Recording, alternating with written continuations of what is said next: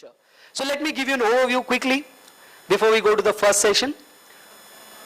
Their belief of Bible, whenever they come to your house, they will say, you know how they will start the conversation. Have you ever experienced any Jehovah's Witnesses on your door? Anyone? So basically when they come to your door, they will start with this common question, like we learned in our last session. Brother, are you a Christian? Now this statement should alarm something is going to happen. Yes, I am a Christian. Great, we are chosen by God. We are approaching the last days. We are in a time where everything is distorted. We need to join together. We need to come together. We need to work for the kingdom of God. And then as a Christian, suddenly Kranti will rise up within our heart. Yes, I will do something for Christ. And then, yes brother, you are right, we have to do something for Christ. Then we will allow him into our house. He'll come, he'll sit, and he'll say, Bible is the foundation. Pehla padav par kar liya. He's Bible believing, so he's not against me. So they believe that the Bible is the inspired word of God. They will talk about Jesus Christ. They will talk about Jesus Christ giving you salvation. They will talk about basic things about Christianity, and slowly they will say, you know what? The true witnesses of Jehovah, the true witnesses of God are very less today. They will go to Luke and they will quote a verse, oh you little flock, be not worried. There is a verse in Luke which we will be discussing. That will be the starting point they will come up with. And they will say, brother, you know, this little flock, God is clearly saying that the truth seekers and the true followers of God will be limited in number, will be very less in number. And we are the witnesses of God. They will go to Isaiah, quote a verse, and then say, this is where we get our name from, we are witnesses of Jehovah. And that's how they will start their conversation. Now, introducing them as Jehovah's Witnesses is not so easy. They will not do it in your first meeting. First meeting, they will meet, they will talk, they will encourage you to do evangelism, they will give you some tracts. How I know? Because in my absence, one of the Jehovah's Witnesses member came to my house. My mom had a response for him, said, my son is very much interested, you may want to talk to him.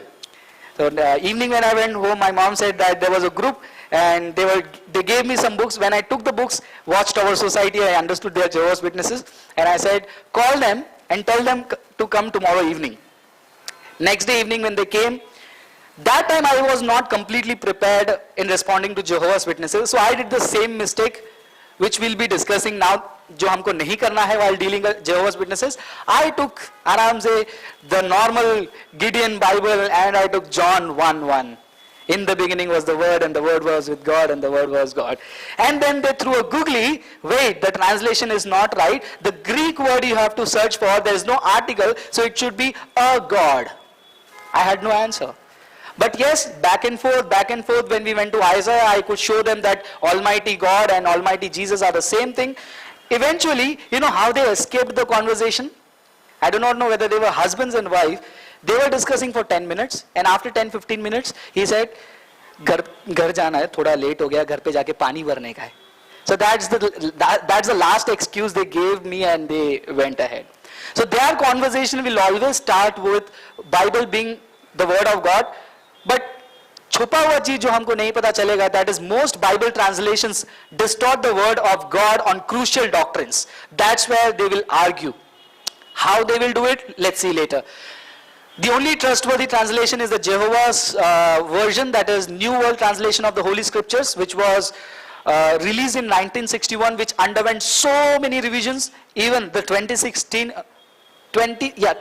revision is also there on their website. So most of the verses that I have taken, I have directly copied from their website, jehovahswitnesses.org, online Bible, you can read it. Maybe when we have this discussion, you may open your mobile and see those verses, how they have distorted. Their belief about God, they believe that there is only one God and only one person is God, that is the Father, who is called Jehovah. Son is one in purpose, not nature with God, not in nature with God. So as I said, the orthodox beliefs of Christianity, the nature of God, they have touched here. They are against it. They believe that there is God who is one in person, absolute one, modalistic belief, Not even a modalistic belief. At least modalism believes that God appears in different modes. This is totally different. This is Unitarian belief. Like Muslims believe and non-Messianic Jews believe. And they believe in this concept called Trinity is a pagan doctrine adopted from different mythologies. It comes from a book called Let God Be True. Then they argue in reasoning scripture that it is the most deceptive doctrine. They have common objections which we will cover. The Holy Spirit is not a person but a force emanating from the Father. We in Christianity believe Father, Son, Holy Spirit all are three distinct persons, but Jehovah's Witnesses do not believe that. About Christ, what they believe that Jesus Christ is none other than Michael the Archangel. So Michael the Archangel became man. Michael the Great Prince is none other than Jesus Christ himself. These are quotations from their book. Before Bethlehem, Christ was Michael the Archangel, the first created being. While on earth, he was a sinless man of flesh. After the resurrection, Christ became a spirit again. So it is like, पहले मैं ऐसा था, फिर मैं ऐसा हुआ, फिर मैं वैसा फिर से हो गया. Resurrection, they have a weird resurrection story. Jesus' resurrection was in a spirit body, so they don't believe in physical resurrection. That's where Paul says, if resurrection is not true. Now when he says resurrection, he's not loosely defining it. When he says resurrection, he is properly defining it as physical resurrection. If I deny that, there's no foundation for Christianity. So Jehovah's Witnesses, I am sad they are categorized under Christian cults.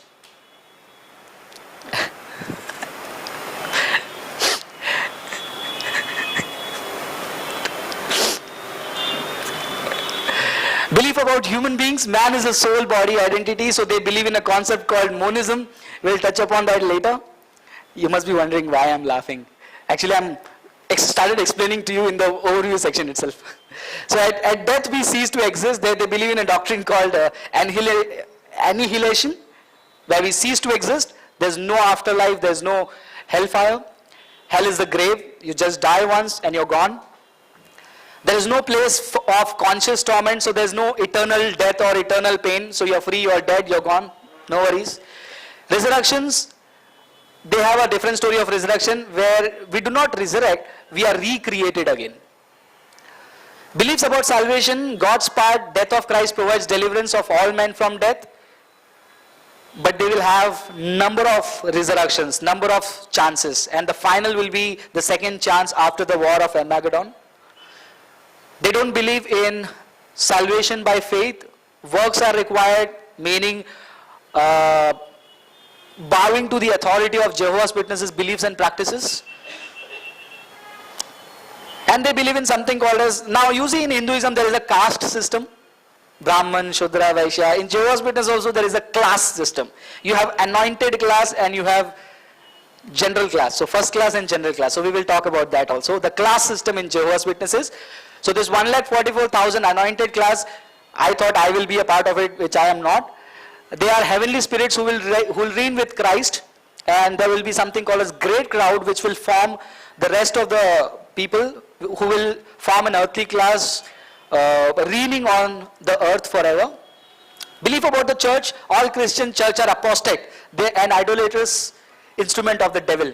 So the church that I go to, Jesus with Us church, is idolatrous, is demonic, and they are apostate. Jehovah's Witnesses, it's not, I'm just giving you an example. Jehovah's Witnesses, they are the anointed class, are the true theocracy of God. They are the only group, only anointed class can take communion offered by the Jehovah's Witnesses once in a year, which happens where millions of people join worldwide. I was invited once. I am in talks with one of the leading Jehovah's Witness member in Mumbai. He is from the Thane Kingdom Hall. I spoke to him a couple of times to meet him, but it didn't work out. He had excuses, and still following up with him. Inshallah, in future I'll meet him once and discuss the belief about Bible and Jehovah's Witnesses. And this is something astonishing, as I said, exclusivity claim. Jehovah's Witnesses, they claim to be the God's prophet on earth. They claim to be the mouthpiece of God on earth. If you don't listen to Watchtower Society, you're not going to heaven. Future, Christ's reign began already in 1914. Second coming is done, 1914. There's no more return of Christ again. And they have their calculation from Daniel.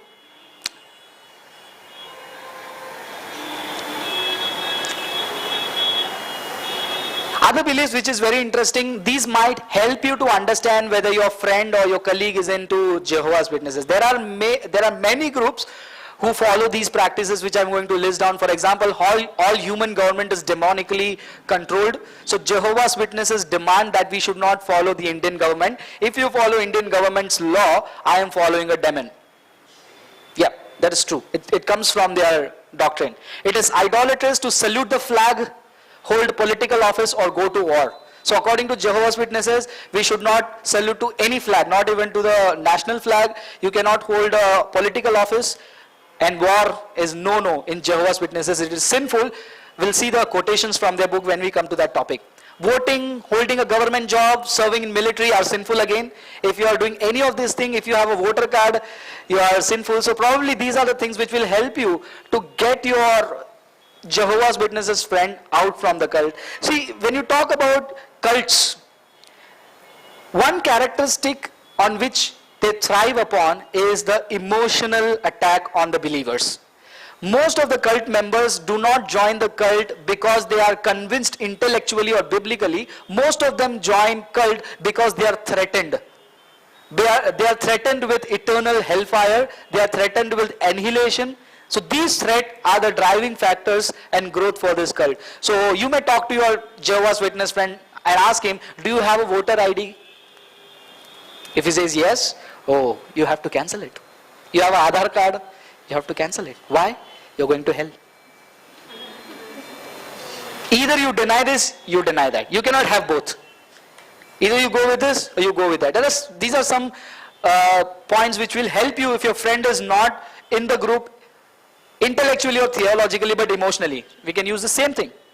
Blood transfusion, vaccination and organ transplantations, they were once held to be sinful, and those young kids were highlighted and advertised as martyrs in Jehovah's Witnesses, but now they changed their mind. They've changed their mind so many times. Initially they thought complete blood transfusion is not good, then they changed their mind that plasma should not be transferred, then they changed their mind with some chemical components of the blood should be transferred, then they changed their mind, okay, now we can have blood transfusion.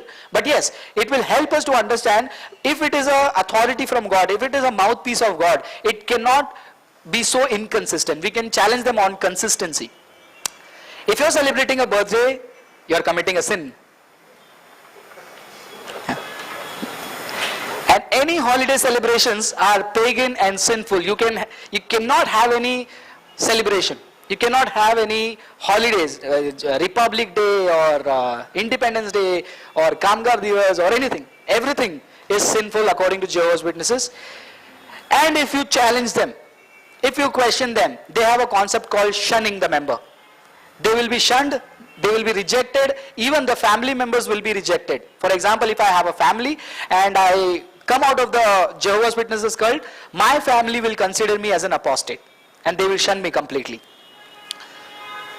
If you are very much interested in studying Jehovah's Witnesses, as I said initially, now seeing all this point, don't you think it is too much of consider too much of study for all these aspects? So what we are suggesting you at the moment is these books which will help you to understand Jehovah's Witnesses in detail if you want to learn. Books by Ron Rhodes, Jehovah's Witnesses. I think I have that book. I'll show you how it looks like.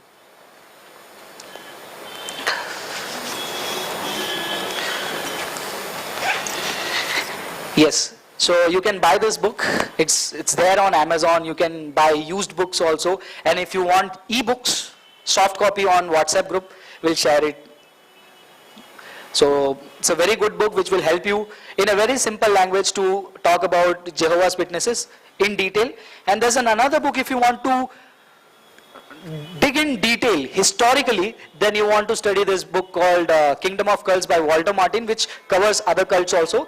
And there's a book called David Reed, Jehovah's Witnesses Answered.